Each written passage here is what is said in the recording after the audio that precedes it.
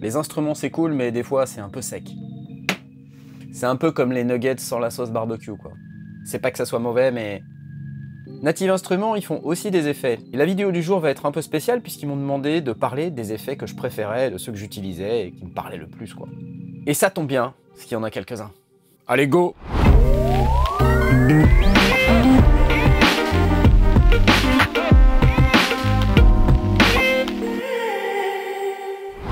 Quand je vous disais des effets, il y en a quelques-uns. Déjà, le king des effets, c'est Guitar Rig 6, dont j'ai déjà fait une vidéo.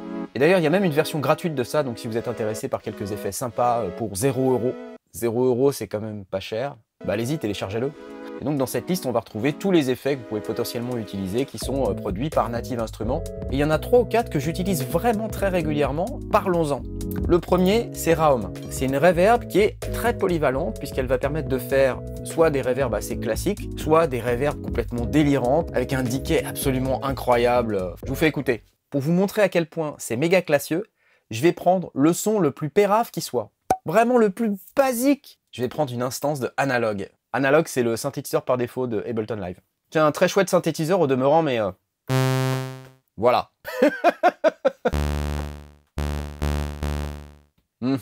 Qu'est-ce que je peux faire avec ça? Sans rien toucher, ok? Je vais mettre cette reverb Raum dans une piste de retour sur Ableton Live, comme ça je vais pouvoir l'utiliser en send et pouvoir profiter de la reverb sur plusieurs pistes en même temps. Bon, il y a pas mal de réglages et il y a même quelques presets sympas ici. Tenez, on va prendre Dark Impact. Comme j'utilise cette reverb en send sur une piste de retour, je vais mettre le mix à fond.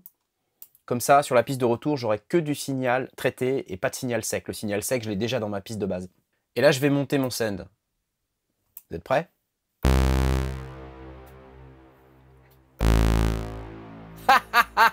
Je peux pousser le vis encore plus loin si je me mets en pré-fader, c'est-à-dire je clique ici et je baisse mon fader ici, ça donne ça.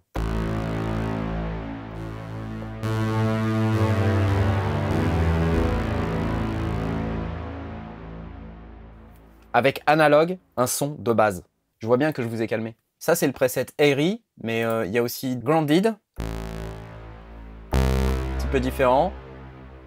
Et vous pouvez gérer le decay, la diffusion, le feedback,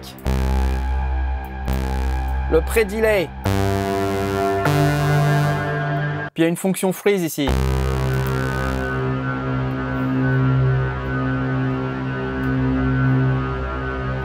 Et réglage cosmique aussi, c'est sympa.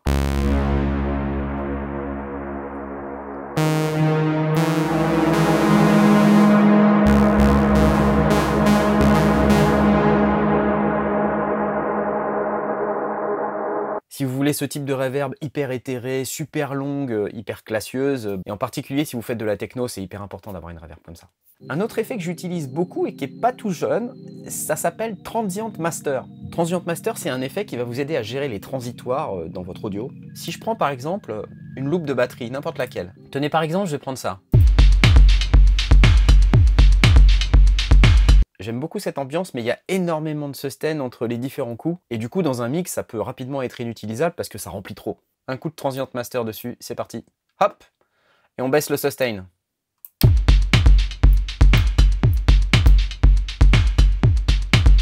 Vous avez vu ça? 100. Avec. La différence est flagrante. Et si je veux, je peux même augmenter encore l'attaque. Écoutez.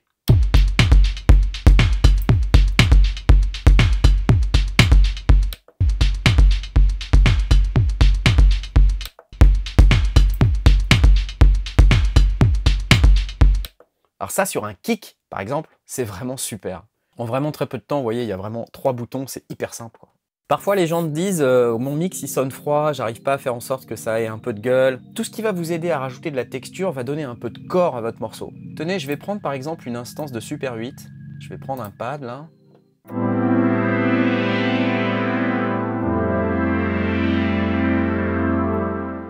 C'est vraiment un chouette pad. Mais ce pad, il a un son qui est un peu discret. Quand on le met dans un mix, on se retrouve facilement avec un truc qui est très très loin derrière. Et on peut être tenté de monter le volume pour pouvoir faire en sorte que ça s'entende. Un bon moyen de retrouver un pad qui est perdu dans un mix, c'est de lui rajouter un petit overdrive, une petite distorsion, quelque chose qui va salir un peu son son. Ça va générer des harmoniques qui vont faire en sorte qu'on va tout de suite l'entendre beaucoup mieux. Pour ça, j'ai un petit favori, il s'appelle Dirt. Ce que j'aime bien dans cet effet, c'est qu'il est capable d'être à la fois subtil ou alors complètement délirant, et on peut aller dans des extrêmes qui sont parfois un peu... Mais c'est cool justement, j'aime bien. Et pour ce type de pad, regardez ce que ça donne. Je vais juste monter un peu le drive ici.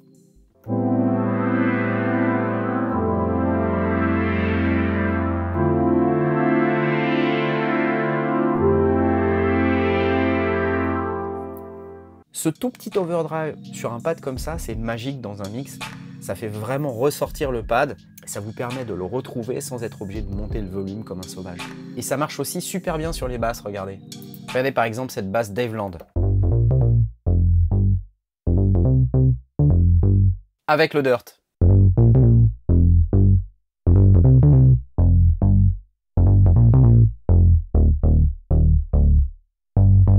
Et si je pousse un peu, ça donne des trucs de malade.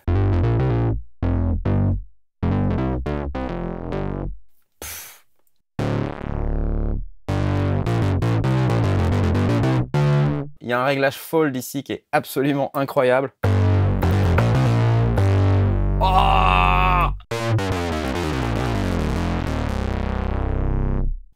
Dirt. Dirt, il fait partie du Crush Pack, il y en a également deux autres. Un qui s'appelle Byte. Je vous vois bien rigoler comme des enfants de 8 ans. Non. Et Freak. Chacun dans leur domaine son coup, je les utilise un tout petit peu moins, mais par exemple avec Byte, on peut simuler un vieux sampler 12 bits, descendre la fréquence d'échantillonnage pour avoir un effet vraiment sympa si vous faites de la lo-fi ou ce genre de trucs, c'est super. Et puis Freak, ça permet de désaccorder un peu le son, de faire vraiment des trucs qui sont très lo-fi là pour le coup, avoir un effet radio, ou voilà, des choses qui sont intéressantes quand on fait un certain type de musique. Deux autres trucs dont j'aimerais vous parler, le premier c'est Replica XT, donc ça c'est le delay de l'espace, c'est tellement polyvalent et ça fait tellement de trucs que c'est vraiment pratique en fait. Si je prends un pad basique comme celui-là, bah Replica, ça va nous permettre déjà de mettre un delay assez classique. Donc là, je l'ai mis sur une piste de retour, un peu comme sur Raum tout à l'heure. Je l'ai mis sur le send B, je vais monter mon send B, je vous fais écouter. Delay classique. L'avantage de ce delay, c'est que on peut le mettre en stéréo,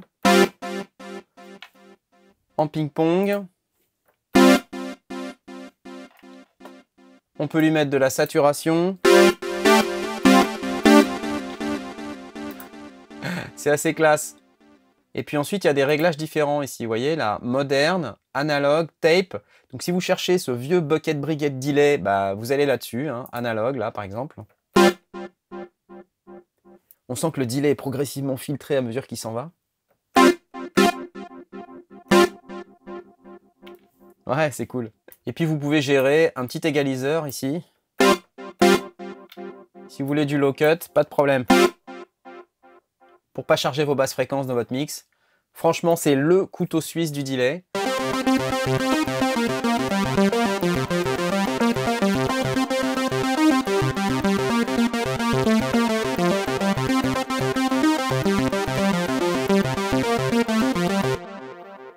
Sympa, sympa. Mais ce qu'il y a de vraiment cool, c'est qu'ici, vous pouvez même rajouter un effet sur le delay. Donc là, par exemple, si vous voulez un phaser sur votre delay, c'est possible.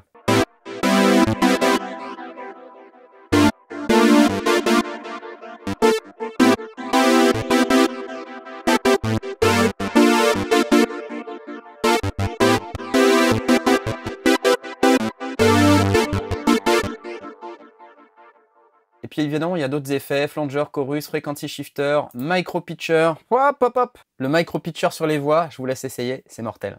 Le dernier effet dont je voudrais vous parler, c'est un truc que j'utilise assez régulièrement et qui propose une recréation de reverb classique style Lexicon. Ce sont deux reverbs qui sont faits en partenariat avec Softube. Là, je vais vous montrer la RC24, qui est une réplique de la Lexicon 224. J'aime bien cette reverb parce qu'elle est très polyvalente et elle a des réglages qui, pour moi, sont vraiment intéressants. Déjà, première chose, c'est que vous avez un réglage Room, Small Hall ou Large Hall là-haut. Standing in the rain, feather down in my brain, I was doing silly things just to make you look at me.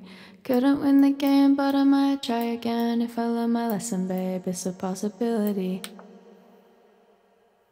Franchement, c'est bien.